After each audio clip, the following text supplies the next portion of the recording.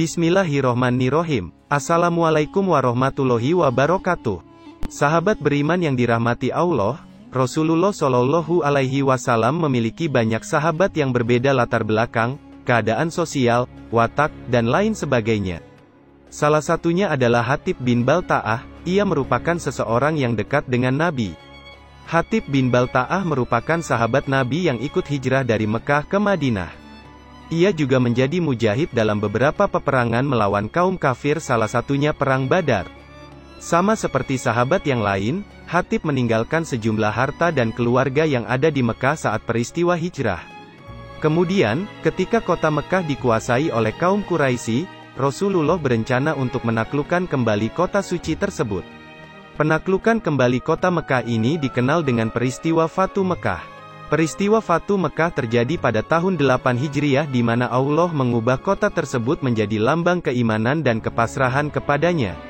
Peristiwa tersebut diawali dari perjanjian damai antara kaum muslimin Madinah dengan orang musyrikin Quraisy yang ditandatangani dalam nota kesepakatan Hudaibiyah pada 6 Hijriah.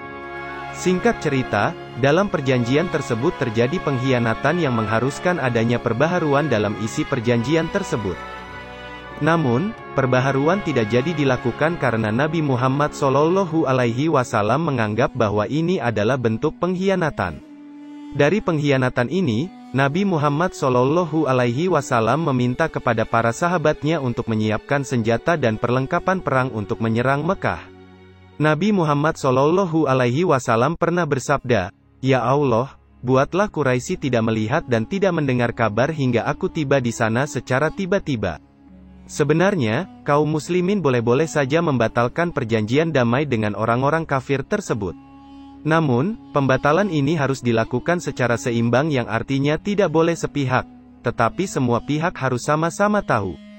Allah Subhanahu wa Ta'ala berfirman dalam Quran Surah Al-Anfal ayat 58, "Jika kamu khawatir akan terjadinya pengkhianatan dari suatu golongan, maka kembalikanlah perjanjian itu kepada mereka dengan sama-sama tahu. Sesungguhnya Allah tidak menyukai orang-orang yang berkhianat." Dalam misi menyerang Mekah ini, Nabi Muhammad Shallallahu Alaihi Wasallam tidak menginginkan pihak lawan tahu akan rencana ini. Tapi, salah satu sahabat Nabi Muhammad yang ikut berhijrah bersama Nabi ke Madinah yang bernama Hatib bin Balta'ah malah berkhianat dengan memberitahu bahwa Nabi Muhammad Shallallahu Alaihi Wasallam akan menyerang Mekah.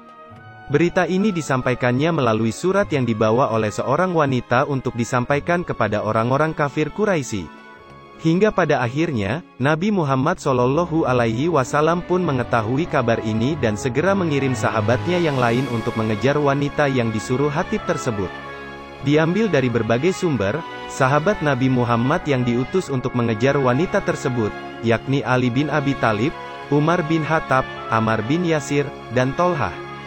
Betapa kagetnya mereka semua setelah melihat isi surat tersebut. Hatib telah berkhianat dengan memberitahu kaum kafir Quraisy Mekah bahwa Nabi Muhammad akan menyerang Mekah. Bukan hanya Nabi Muhammad, para sahabat yang lainnya pun merasa dikhianati oleh Hatib. Nabi Muhammad Shallallahu Alaihi Wasallam langsung menemui Hatib dan menanyakan kenapa ia melakukan itu. Namun rupanya, niat Hatib baik, karena ia ingin melindungi keluarganya yang ada di tengah-tengah kaum Quraisy di Mekah. Setelah menjelaskan hal itu, Nabi Muhammad memaafkan perbuatan Hatib dengan alasan baiknya karena ingin melindungi keluarga di sana. Tapi, sepertinya para sahabat yang lain merasa geram karena Hatib telah berkhianat, mereka pun menyarankan untuk memenggal Hatib. Sayang, hal itu dilarang tegas oleh Nabi Muhammad Shallallahu Alaihi Wasallam karena Hatib juga telah sama-sama berjuang bersama dalam Perang Badar. Allah Subhanahu wa Ta'ala berfirman dalam Quran Surah Al-Mumtahanah ayat 1, "Hai orang-orang yang beriman, janganlah kamu menjadikan musuhku dan musuhmu sebagai teman setia yang kamu sampaikan kepada mereka berita-berita Muhammad, karena rasa kasih sayang, padahal sesungguhnya mereka telah ingkar kepada kebenaran yang datang kepadamu.